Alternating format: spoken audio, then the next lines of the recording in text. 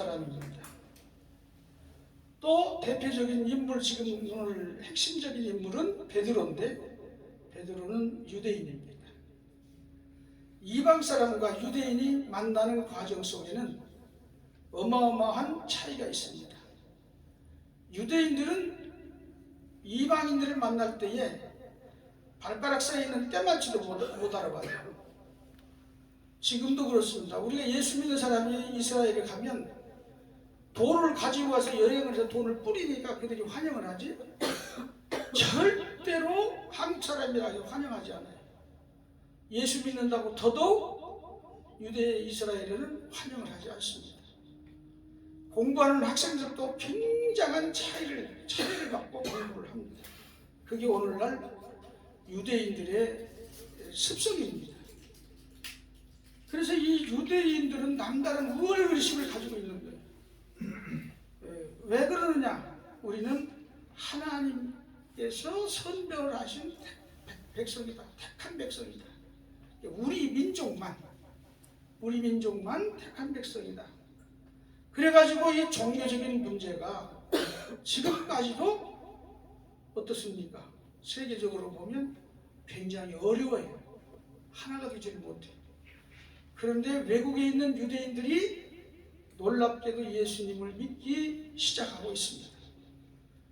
그리고 본국에서 예수 믿는 사람들이 지금 하나씩 둘씩 생겨나는 거예요. 마태복음 24장에 나타나는 종말의 현상 가운데 바로 유대인들, 바로 이웃집에 복음이 전해져야 되는데, 복음이 전해지면 우리 주님이 오실 것이라 그렇게 생각합니다. 그렇기 때문에 아직은 무슨 짓을 해도, 어디에 싸움이 일어나고 뭐 전쟁이 일어나도 예수님 오실 때가 아닙니다. 그러니까 우리는 이런 귀한 믿음의 삶을 가지고 하나님께서 차별 없이 하신다.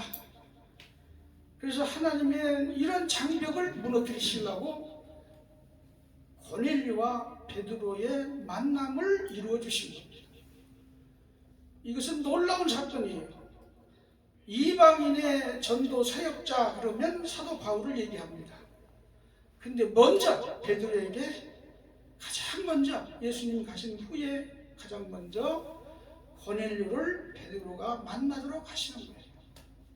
이것은 왜 그러느냐? 서로가 깨끗하게 하기 위해서. 깨끗한 곳에 차별이 있으면 안 되잖아요. 우리가 베드로를 생각해 보세요. 베드로는 어떤 사람입니까? 쉽게 얼른 판단을 하면 예수님의 12 제자 가운데 한 사람으로 초대교회의 기둥과 같은 중요한 직책을 받고 복음을 전하는 사역자였습니다. 그런데 그가 충격적인 환상을 보는 겁니다. 오늘 본문 말씀의 이 사건은 굉장히 충격적인 베드로에게 사건이에요. 그것도 기도 중에. 왜 이런 환상을 봤을까? 하늘에서 한 그릇이 보자기에 쌓여 내려오는데 그곳에는 뭐가 있다고 그랬어요? 4발 가진 짐승, 기는 것, 나르는 것, 이것들을 내려 보여주면서 뭐라고 말씀하셨습니까? 잡아먹으라고 그랬어요. 잡아먹으라. 성경에 그대로 우리말 번역에는 잡아먹으라 그렇게 했어요. 그런데 이 베드로의 마음속에는 유대인입니다. 유대인의 식사법은 굉장히 까다로워요. 보통 까다로운 게 아니에요. 유대인의 지금 예루살렘 근처에 전통 유대인들이 복장을 보면 알 수가 있어요. 복장과 머리에 쓰는 것을 보면 압니다. 머리에 쓰는 모자로부터 그게 무슨 말이에요? 칼라 모자, 남자들이 이렇게 올라간 옛날 새카만 모자를 쓰는데, 그리고 구렛나루를 기릅니다. 그리고 새카만 옷을 입어요. 이 사람들은 전통 유대인, 성경에서 우리가 어떻게 판단하면 되느냐면 바리새인처럼, 바리새인이라고 해도 과언이 아니에요. 그들은 아주 전통 유대인이에요. 남자 이방인과 함께 걸어가는 일이 별로 없어요. 현재도. 그들의 가정에 가서 보면 살림이 두 벌이에요. 2벌. 살림이 2벌. 한 벌은 온전히 하나님을 위해서, 절기 때만 그 그릇을 씁니다. 식기가 모든 게 다. 그리고 한 벌은 자기들의 생활 속에서 씁니다. 그만큼 그들은 하나님을 생각한다고 그 마음속과 생활 속에 확 뿌리가 잡혀 있어요. 우리 마음속에는 일본 사람 그러면 좋아요? 우리 일본 사람 그러면 그래서 간직하고 있는 그 굳은 마음, 그것을 이 사건을 통해서 녹여주려고 하시는 거예요. 마음을 좀 더럽게 갖지 말고 깨끗하게 가지라. 깨끗한 마음으로 하나가 되라. 이것이 바로 오늘 본문 속에 주어진 내용입니다. 그런데 베드로의 반응을 한번 보십시오. 성경 속에 베드로의 반응이 나타납니다.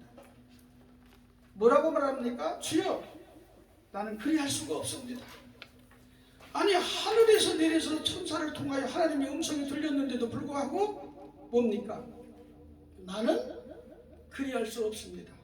무엇을 할 수 없다는 얘기예요? 그것을 잡아먹지 못하겠다는 거예요. 왜? 거기에 나오는 그 보자기 속에 들어있는 그 짐승과 음식들은 유대인들이 가장 싫어하는 것들입니다.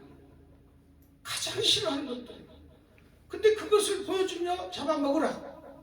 나는 그리할 수 없습니다. 누구하고 지금 반항하는 거예요? 하나님께 반항하는 거예요. 이게 굉장히 베드로의 마음을 하나님이 어떻게 녹여주시는가 하는 것을 우리에게 가르쳐주고 있습니다. 이것은 하나님 앞에서는 불신앙적인 행동입니다. 자기가 생활 속에 굳어있는 그것을 깨트리지 못해서 하나님이 말씀하시는데도 뭐라고 합니까? 나는 그럴 수 없습니다. 하나님 앞에 우리는 배우기를 어떻게 배웠습니까? 예, 이것만 있어요. 아니오는 없어요. 우리가 하나님 앞에 아니오 해서는 어떻게 됩니까? 하나님 앞에 책망받을 수밖에 없어요. 그런데 베드로는 아니요.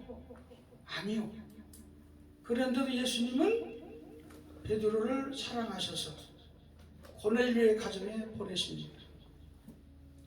이게 베드로의 순종의 모습이에요. 거기서부터 깨어지기 시작합니다.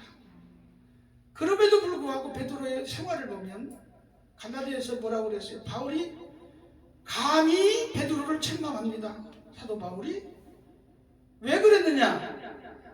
베드로의 굳은 마음이 갈라디아에 있을 때 이방인과 함께 앉아서 음식을 먹다가 유대인이 들어오니까 안 먹은 것처럼 숨겨버렸어요. 그러니까 바울이 그걸 보고 가만히 놔두지 않고 책망을 한 거예요.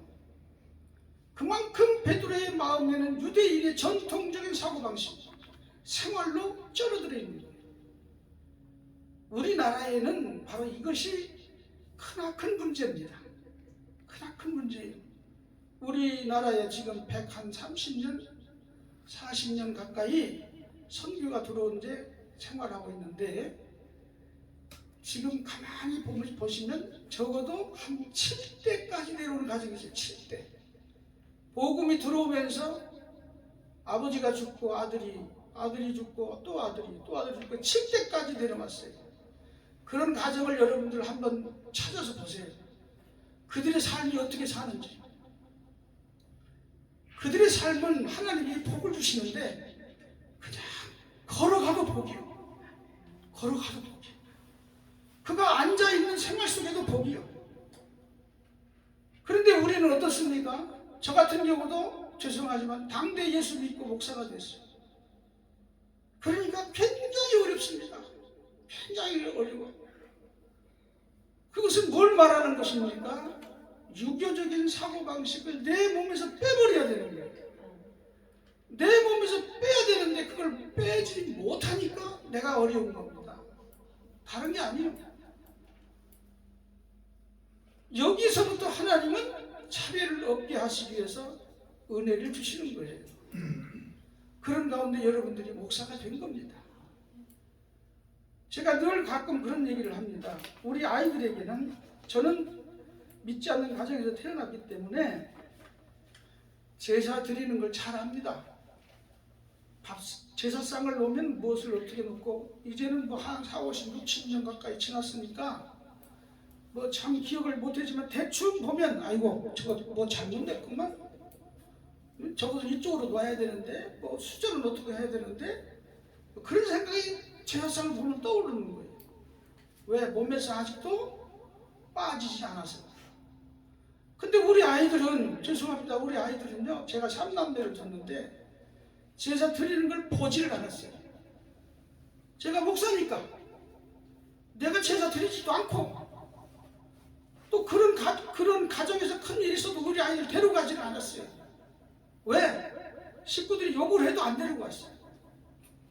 이것은 여러분들이 베드로의 생활 속에 나타나는 이 몸에 쩔어 있는 것, 유대인의 전통 사고방식을 뽑아버리지 않고는 우리가 하나님 앞에 바르게 설 수가 없는 거예요.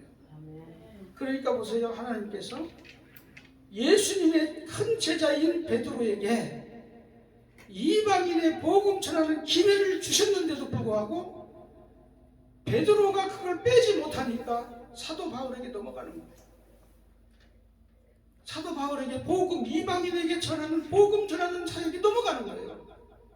그럼 베드로가 빼앗겨버린 거예요. 그래서 우리는 이것은 우리 생활 속에서 대단히 중요한 문제다.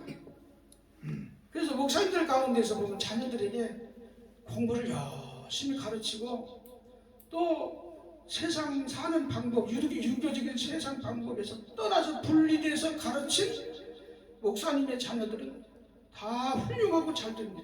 공부도 잘하고요, 먹을 것도 풍족하고요, 말 그대로 걸어가는데 복입니다. 오늘 우리 목사님들 이런 복이 임하시기를 축원합니다. 얼마나 아름다운지 모릅니다. 두 번째 우리가 생각하는 것은 믿음에는 국경이 없다는 것을 알아야 합니다. 믿음에는 국경이 없다. 그것을 깨트리기 위해서 하나님께서 베드로에게 지금 이 광경을 보여주십니다. 고넬료의 사건은 아무것도 아니에요, 사실상. 그런데 성경에 기록해 놓으신 이유를 분명히 찾아야 합니다. 성경에 기록해 놓은 것이 뭡니까? 이 복음의 능력이 이방인에게로 넘어가야 한다. 유대인 너희들만 믿는 것이 아니고 이방인에게 넘어가야 한다. 이걸 보여주시는 겁니다. 이 놀라운 역사를 하나님은 베드로를 통해서 나타나고 있습니다. 그래서 베드로에게 기회를 주셨는데 그 기회를 빼앗겨버린 겁니다. 22절 한번 찾아보세요. 누가 한번, 죄송합니다, 누가 한번 큰 소리로 봉독해 주시면 감사하겠습니다. 저희가 대답하되 백부장 고넬료는 의인이요 하나님을 경외하는 자라. 유대 온 족속 칭찬하더니 저가 거룩한 천사의 지시를 받아 너를 그 집으로 청하여 말을 들으려 하느니라 한데. 아멘. 이게 무슨 소리는 다른 게 아니에요. 고넬료 집에서 보낸 사람이 베드로에게 우리 고넬료라고 하는 주인은 이런 사람이다 하고 소개하는 내용이에요. 그런데 이 소개하는 내용을 가만히 여러분들 우리말로 번역을 했지만 뜯어보세요. 그 종들이, 부리는 종들이 고넬료를 보고 지금 어떤 말을 해주고 있는지, 이것은 오늘 우리 목사님들이 목회를 하면서 성도들이 우리 목사님은 이런 목사님입니다 라고 소개할 수 있는 근거예요. 이것을 우리는 그냥 넘기면 안 돼요. 교회 안에서 목사님들을 다른 사람에게 소개할 때 이렇게 하지 못하는 경우가 많아요.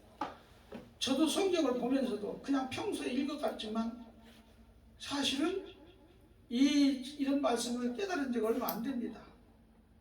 그러니까 과거에 보면 목사인데, 내가 목사인데, 너는 성도인데, 너는 집사인데 이래가지고 좀 어깨에 뽕 좀 집어넣을 때가 많이 있었어요. 양쪽 어깨에 뽕을 집어넣고 좀 뒤로 보대는 시간들이 있었어요. 그런데 결국에 뭡니까? 전부 자기 손이에요. 전부 자기 손이에요. 사실 우리에게는 결단이 필요합니다. 어떤 결단이 필요합니까? 신앙의 결단입니다. 신앙은 망설임이 아니에요.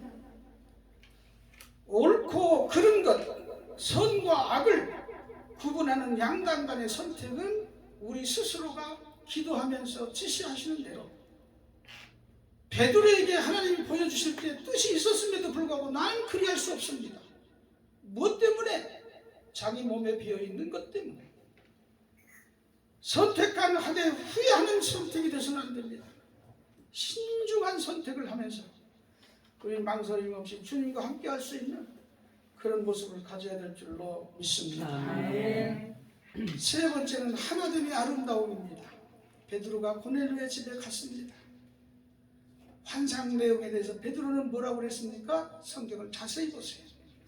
종들이 와서 찾을 때에, 시몬을 찾을 때에 베드로가 뭐라고 했습니까? 생각한지라 그랬어요. 생각한지라. 우리가 믿음 생활 속에서 하나님이 왜 이 일을 이렇게 하셨을까? 하나님이 왜 나에게 이렇게 이 길로 가게 하셨을까? 이걸 생각할 수 있어야 됩니다. 무조건 가다가 보니 왔네? 이러면 안 돼요. 가다 보니까 내가 어떻게다 보니까 목사가 됐네? 이러면 안 돼요. 왜 하나님이 나를 목사 만드셨을까? 나의 가는 그 길 속에 분명한 하나님의 뜻이 계신데 그것을 찾을 수 있도록 생각을 해야 합니다.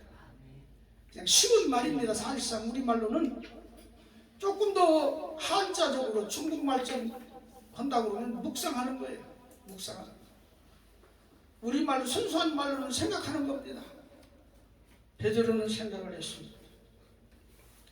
세 번째는 하나됨을 아름답게 만들어가는 겁니다. 하나 되는 것. 그런데 여기에서 참 이상한 거 있어요. 제가 가서 보니까 가이사라에서 시몬이 우거하던 그 요빠라고 하는 지역은 이렇게 보면 보여요. 이렇게 보면 보여요. 보이는데 성경은 어떻게 되냐면 종들을 불러들여서 하루 저녁을 채웁니다. 그래서 참 그 현장에 가서도 참 이상하다. 성경에는 보면 하루 저녁을 재운다고 그랬는데 저 건너편이요. 불과 한나절도 안 걸려. 걸어간다고 해도 한나절도 안 걸려요. 몇 시간이면 걸어갑니다. 가이사라에서 어디입니까? 요빠까지 훤히 보여. 해변일 것 같은 해변이니까. 그럼에도 불구하고 베드로가 왜 그들을 채웠을까? 채운 이유는 성경에 없어요. 그것을 우리는 생각해 보아야 합니다. 왜 채웠을까? 그리고 베드로가 그 이튿날 종들과 함께 갑니다. 거기서 두 사람이 하나가 되는 거예요. 고넬료와 베드로가. 그런데 더 중요한 것은 고넬료는 베드로 앞에 무릎을 꿇고 절을 합니다. 그때 당시 백부장이라 그러면 우리 한 고을에 군수 이상 가는 그런 직책입니다. 그 정도 되면은 어지간한 사람 와서는 무릎을 꿇지 않아요. 무릎을 꿇지 않습니다. 근데 무릎을 꿇고 정중하게 절을 합니다. 무엇일까요?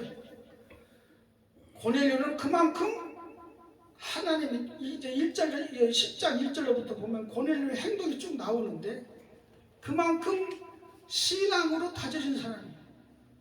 겸손했고 그리고 자기에게는 신앙의 힘이 있고 그리고 하나님의 음성을 들을 정도로 경건한 사람이었습니다. 그리고 베드로에게 자기의 있는 속에 있는 것을 솔직하게 얘기하는 거예요. 솔직하게. 우리 예수 믿는 사람들이 조금 주의할 사항이 있어서 시간이 좀 가더라도 얘기하겠습니다. 인천에 예수 전도협회라는 것이 있었습니다.